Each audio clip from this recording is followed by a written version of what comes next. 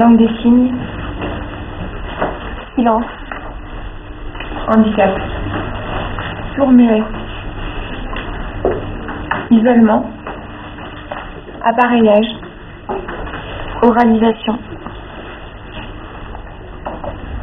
Bilinguisme. Sourd. Ben oui, quand même. Qui utilise malentendant?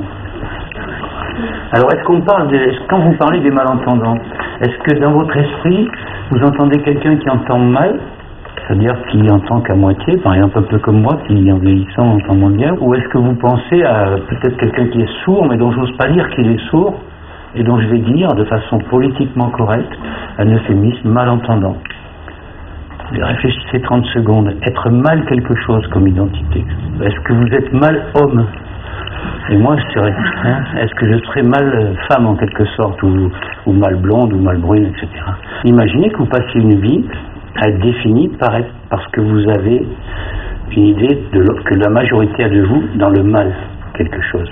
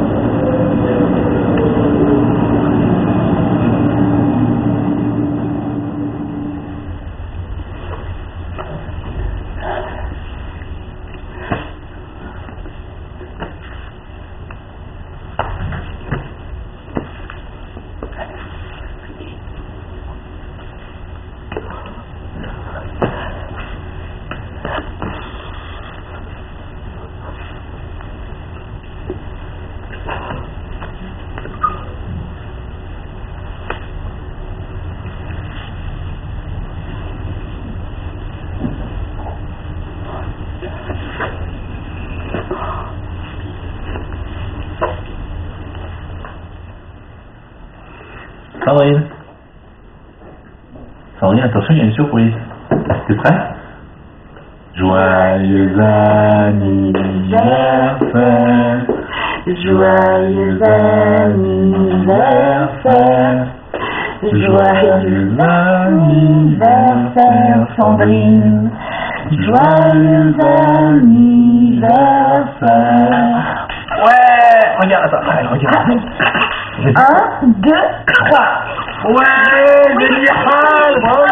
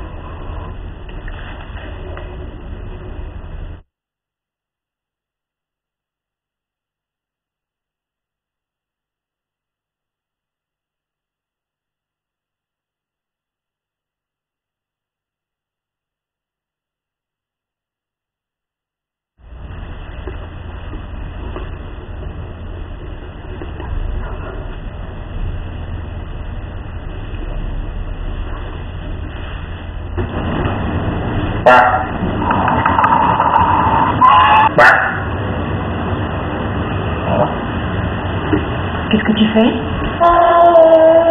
Je sais pas, elle aime bien quand je fais des grenouilles.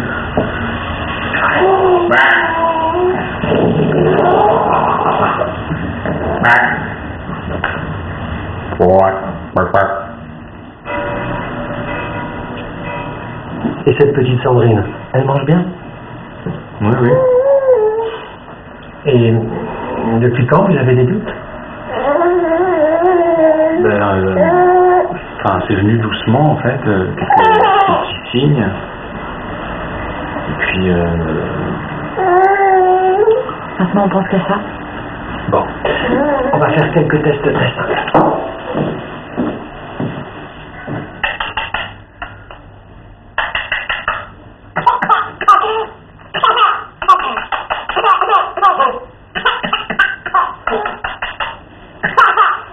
Vous voyez, tout est normal.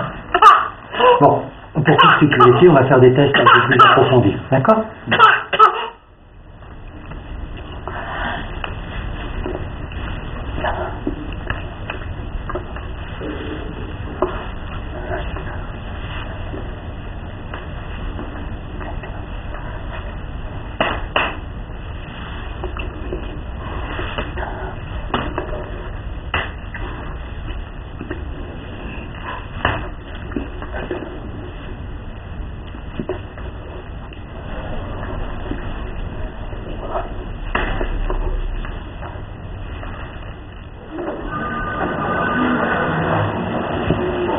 Bonjour.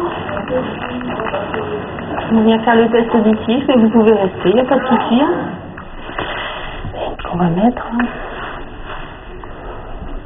Celle-ci, ils n'aiment pas généralement. Sur le front, ça gêne.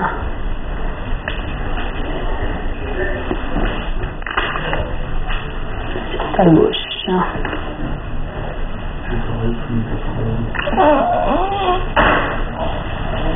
Voilà ma pièce. Attends, tu bouges pas. Oh non, non, non, non, non. Oh, non, non. Donc, des fois, quand on folle, il rouspète un petit peu, mais après, on va attendre qu'elle se calme. Hein. De toute façon, il n'y a pas de souci. Voilà. Donc là, en regardant sur l'écran, on voit le test a commencé au niveau de l'oreille gauche. Hein. Ça va augmenter tout doucement. Hein. Et à la fin, l'appareil me dit c'est ok, c'est bon. D'accord. Il y a des antécédents de surdité dans la famille. Mon mari. ils apportent des appareils. Ok. Ils les ai pas aujourd'hui, ils apportent des appareils.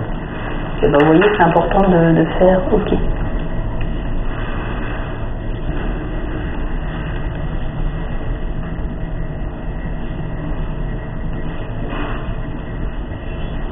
Ça, je le précise, hein, sur le carton. Ça avance, vous voyez, quand on regarde. Ça fait depuis 1 an et demi, 2 ans. C'est un test qui est très fiable, mais bon. Mais c'est bien, hein. Bah oui, surtout quand il y a des antécédents. Oui, c'est ça. Donc nous, on fait un premier test. Donc si c'est bon, c'est marqué dans son carnet de santé tout. Si on a du mal à le faire, on en refait un deuxième. Et après, bon, on ne les embête pas plus longtemps. Après, s'il y a un souci, on prend un rendez-vous avec le centre de dépistage, hein, où les parents sont pris en charge très vite. S'il y avait un souci. Mais très souvent, il n'y a pas grand-chose. Je pense que la manière dont le dépistage a été organisé actuellement conduit effectivement dans cette logique-là à penser que la surdité est une maladie qui se soigne et qui se guérit. D'ailleurs, ce dépistage se fait au même moment que en maternité, qu'au moment où on dépiste des maladies pour lesquelles un traitement très rapide est important pour l'enfant, par exemple la phénylcétonurie. On sait que c'est une maladie très grave, mais lorsque cette maladie est dépistée dès la naissance, on adapte le traitement de l'enfant et l'enfant va se développer normalement, alors que si on ne le dépiste pas précocement, il va devenir très très lourdement handicapé. Donc il y a un intérêt vital à dépister la phénylcétonurie par exemple dès le jour 2 ou 3 de vie. La surdité c'est d'un autre ordre. Et donc il n'y a pas d'urgence à la dépister comme ça. Après le dépistage, il y a la confirmation diagnostique de la surdité qui se fait par des tests ORL. Et puis il y a l'annonce du diagnostic de surdité sur... Bon. Alors moi, c'est pas mon métier d'annoncer la surdité, mais je sais par ce qui m'est raconté, par toute une série de personnes qui témoignent de cela, que ce qui est dit à ce moment-là, ce n'est jamais votre enfant est sourd. C'est votre enfant a un problème auditif et on va pouvoir l'aider parce que maintenant la médecine a fait des grands progrès et avec l'implant on va l'aider. Et les parents qui sont dans un premier temps extrêmement confiants par rapport aux professionnels médicaux sont très réceptifs par rapport à ce discours-là, qui est le discours qu'ils souhaitent entendre puisqu'ils ont un enfant, on leur dit qu'il est sourd, et puis le discours médical consiste à dire on va le soigner, la surdité va disparaître. Donc ils sont très réceptifs à ça, ils sont très contents de ça. Et malheureusement, ils partent dans cette logique-là où on dénie complètement la surdité. On fait comme si l'enfant n'était pas sourd, s'il allait un jour ne plus l'être.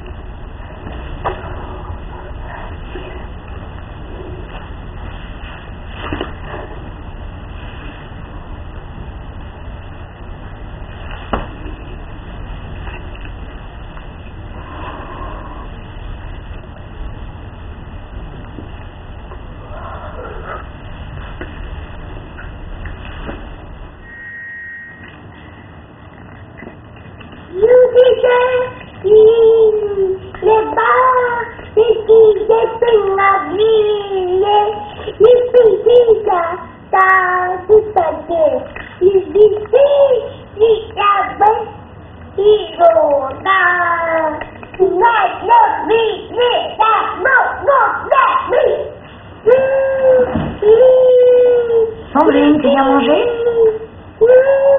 Sandrine?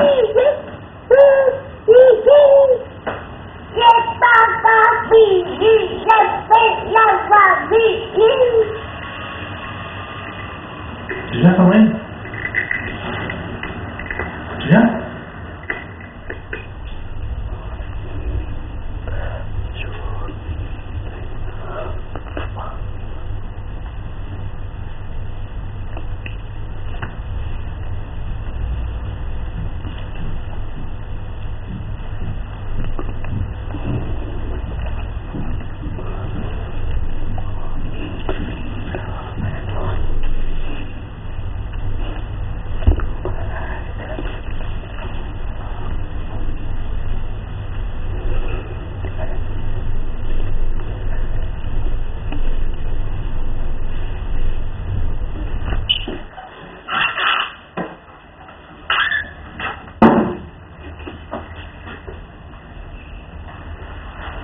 Allez, fini.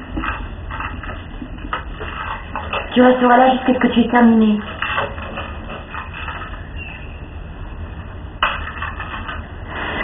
Tu m'entends, Sandrine? Maman n'est pas contente. Allez, fini. Tu termines toute ton assiette.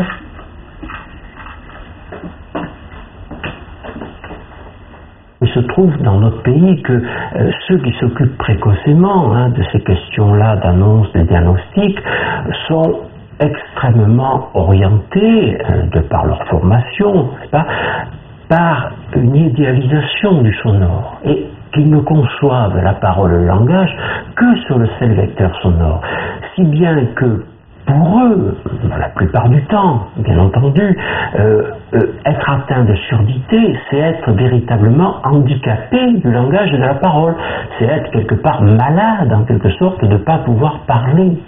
Et bien ceci est bien sûr complètement abusif et tout à fait partial, puisque un petit gamin, un petit enfant est parfaitement à même de prendre parole au travers de la gestuelle et qu'il se construit avec la relation, dans la relation avec son entourage, un certain nombre de réseaux langagiers dès lors qu'on lui en donne la possibilité.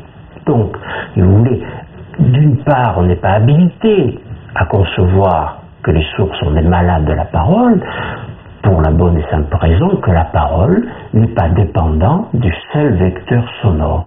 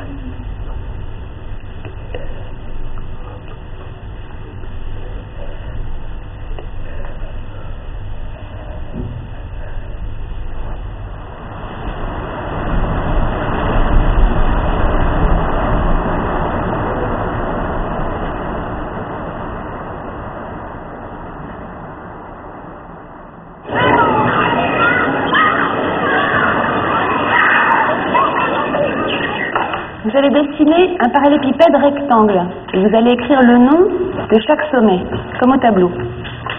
Attention, il y a un sommet caché, on va l'appeler H. Vous savez qu'il s'agit d'un parallélépipède. Réfléchissez bien.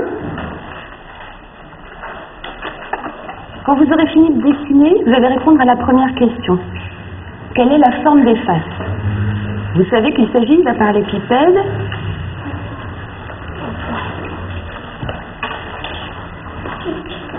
Les traces BA, ça combien de carreaux? Ta règle et ton écart te suffit, Sophie.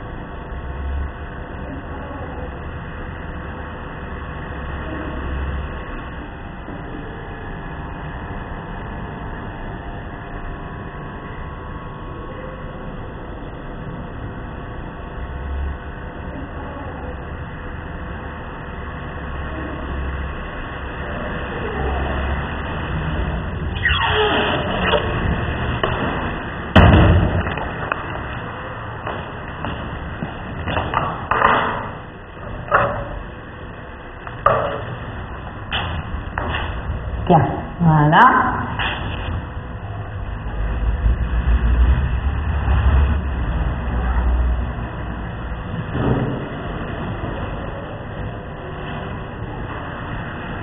Ça va? Ça fait pas mal?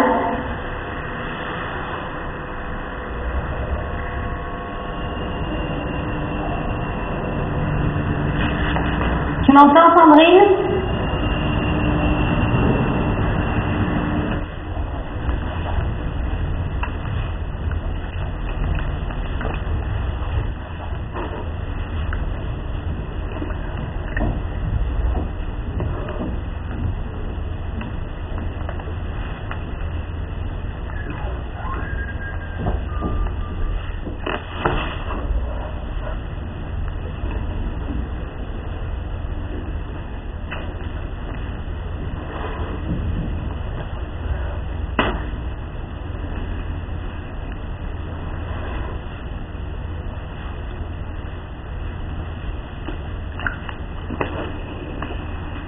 L'approche de la surdité de l'enfant vue comme un manque, à partir du diagnostic et de la représentation plutôt en creux et en négatif de ce que peut être la surdité, entraîne forcément l'idée d'un projet, alors ça peut être à l'école, en famille, dans la société, qui soit un projet à encourager la réhabilitation ou le rapprochement de la norme, entendre et parler. Et ça, c'est quelque chose qui dure depuis des siècles, sur lequel certains s'obstinent pour X raisons. Il y a peut-être des motivations très profondes de l'ordre du religieux pendant une période, il y a des motivations en termes de socialisation, il y a des motivations proprement pédagogiques en termes de l'écriture est proche et phonologie, la phonologie va être un outil pour l'écriture, et puis mon enfant sera comme les autres, quelque chose de l'ordre du regard de la société. Cette dynamique-là qui se met en place, bien entendu, va être offerte aux parents, on va leur offrir en quelque sorte ce traitement par le son, et ils vont souvent, certains vont parvenir à relativiser ceci, mais enfin, souvent certains vont penser très tôt que c'est vers ça qu'il faut aller, et du coup tout ce qui va être proposé ensuite comme formule intégrative, individuelle, dans les milieux où n'existent pas les langues signées, vont être préférés par les parents. Non pas parce qu'ils ont, comme on dit, choisi, mais souvent parce que, en quelque sorte, la manière dont leur a été présentée la surdité, dont leur a été présentée la parole, dont leur a été présentée la langue des signes, eh bien, d'une certaine manière, ce qu'ils ont retenu, c'est que, en fait, pour parler, il fallait surtout ne pas signer.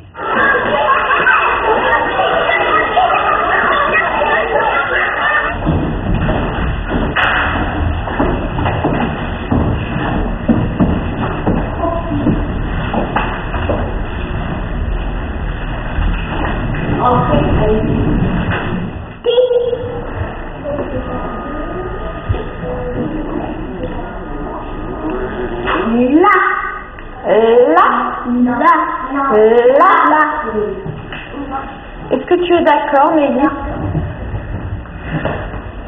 Ta. Un. Ra. Qui.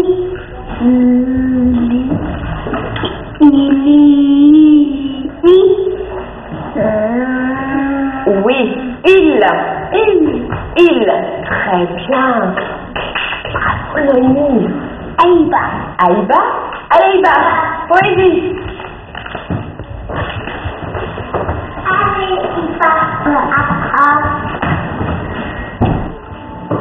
L'automne.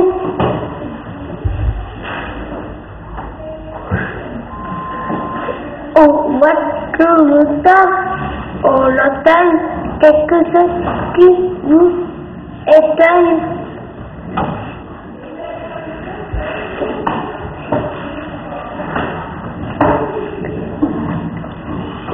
C'est une branche tout à coup qui s'effrite de votre cou.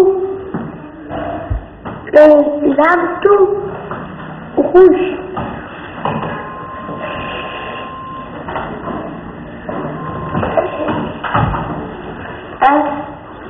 D'une autre couleur encore. Bravo. Bravo, Iba. Bravo. Qui s'effeuille dans votre cou. C'est un petit arbre tout rouge.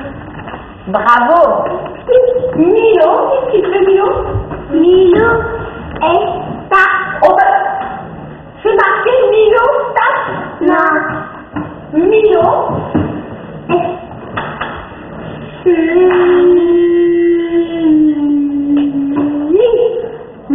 Qu'est-ce que ça veut dire? Milo, li. Ça veut dire quoi? C'est quel verbe? Lire. Oui, lire. Lire. Alors, qu'est-ce qu'il fait, Milo? Milo. Il dort. Il dort? Mais non, qu'est-ce qu'il va dire? Lire. Milo. Il lit. Voilà.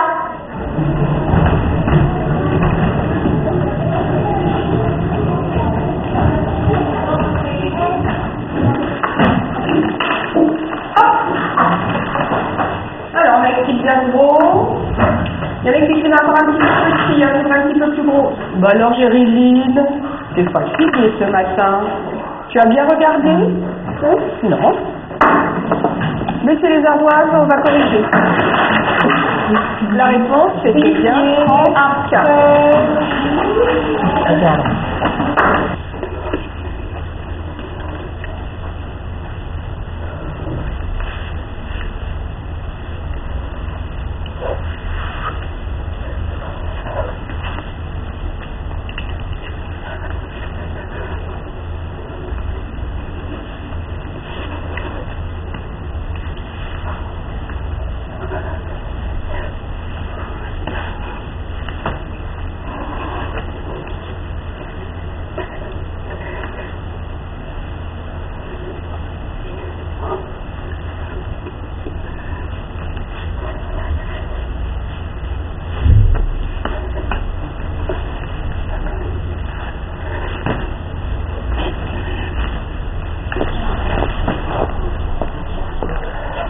Tu vois, je suis contente, je suis fière de toi. C'est ça qu'il faut que tu m'emmènes aussi pour le français. Et pour le reste, hein. Que des très bien, moi je veux, hein. Tu le sais, hein. D'abord, qu'est-ce que je te dis? Cette année, il faut que tu sois la première, hein. Et rien d'autre. Sarah, peut-être que c'est dingue. Non, c'est pas peut-être, c'est sûr. Non, c'est sûr. Cette année, tu passes en CE2, c'est sûr. C'est pas sûr. Non, moi je dis c'est sûr. T'as intérêt à passer en CE2, Jérémine. Et l'année dernière, il y a eu des conséquences, mais cette année, faut pas que tu redoubles, hein. C'est l'après de l'annonce, on va dire que ça a été plus dur pour moi. Quand j'étais avec ma fille, bon, le seul truc que je lui demandais, c'était pardon. Voilà, c'est la seule chose que je pouvais lui dire, c'était pardon. Pardon qu'elle soit sourde, pardon de lui avoir donné cette malformation. C'était ma seule faute, en fin de compte. Je la voyais comme une faute. On est beaucoup plus entendant qu'autre chose. Donc la parole, d'abord l'outil même pour pouvoir arriver dans une activité professionnelle assez intéressante d'une certaine façon. Je pense que plus elle sera dans la parole, plus elle travaillera là-dessus, plus la communication avec les autres personnes, les autres gens ira plus facilement.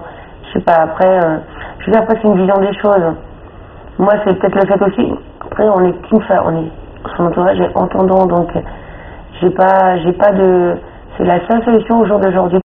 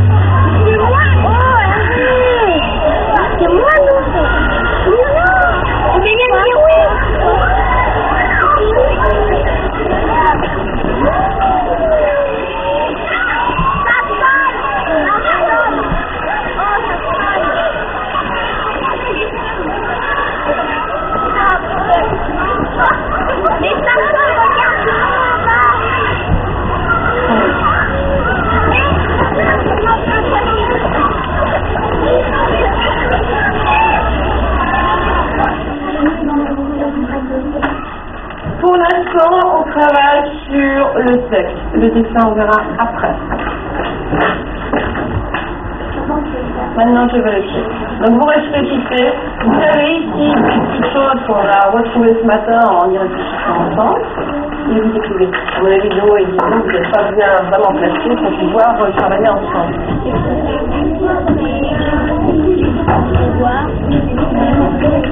D'accord. C'est juste que vous avez corrigé dans l'exposé ?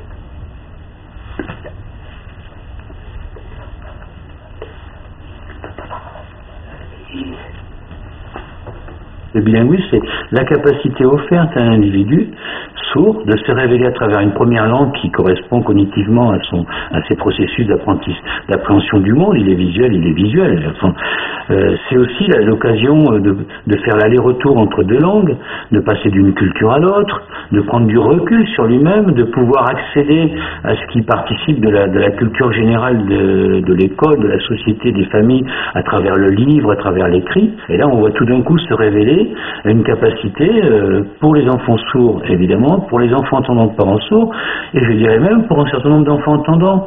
On voit dans les écoles, là où se pratique une immersion bilingue, on voit énormément d'enfants entendants qui ont envie et qui très vite apprennent la langue des signes. Parce qu'elle est, si on fouille un peu, elle est quand même un résidu de notre histoire humaine. D'un point de vue anthropologique, on est dans le geste humain. C'est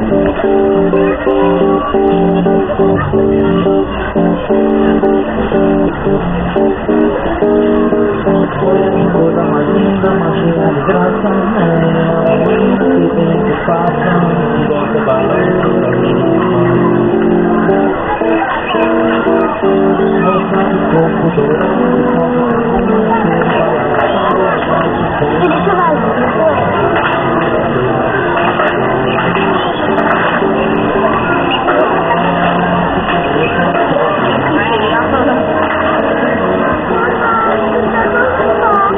J'ai pas de petit gâteau là, mon chou.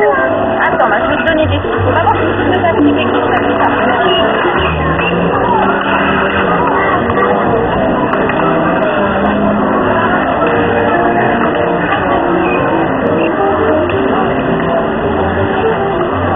La société montre les gens sourds comme des handicapés. Et moi, je ressens pas la surdité comme un handicap. Et ça me gêne. Qu'on me plaigne. Bah, ma pauvre, ton fils il est sourd. Ben non, je suis pas pauvre, mon fils il va très bien. Il a juste une petite différence et il y en a qui portent des lunettes qui ont des problèmes de vue. Ben, lui il a des problèmes d'audition et il a sa langue et il va très bien. Et voilà, enfin, c'est ça qui me gêne.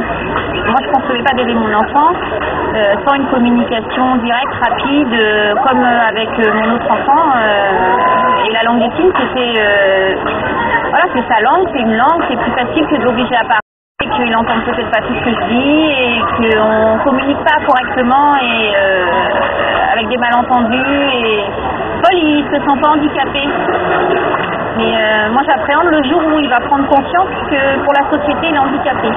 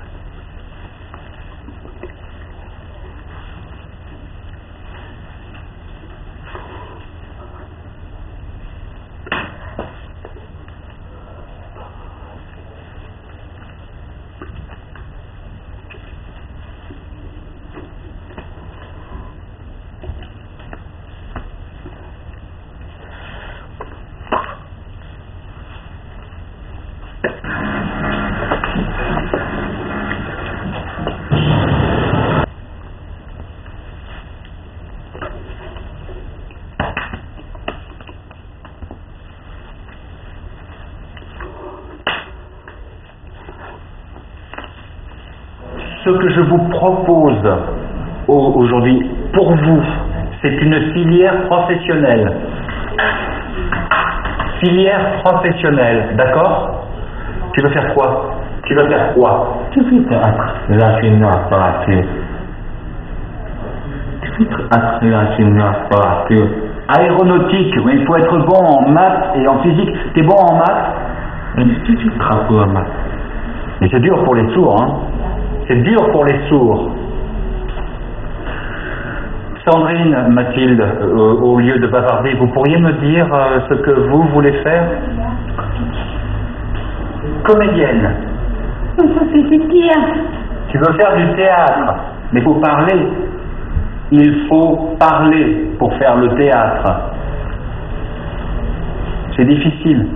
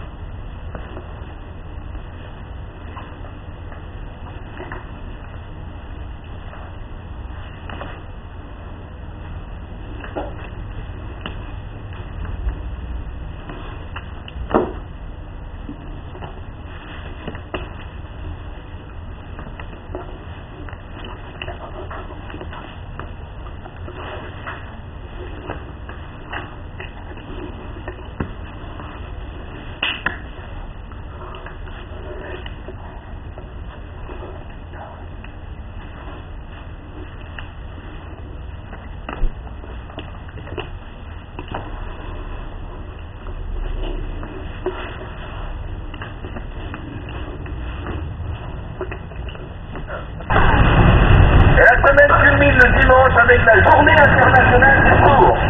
Aujourd'hui, la SMS est reconnue par l'Organisation des Nations Unies comme une association internationale non gouvernementale qui représente approximativement 70 millions de sourds dans le monde entier.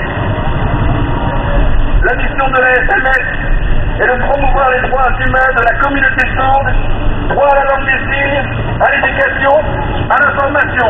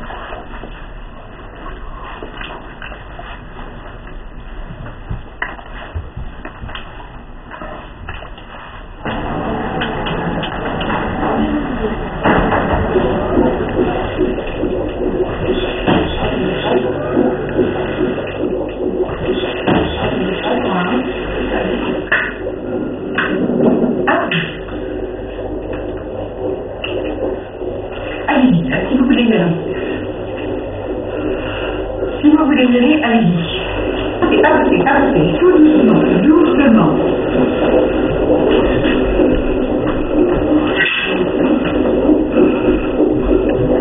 Voilà.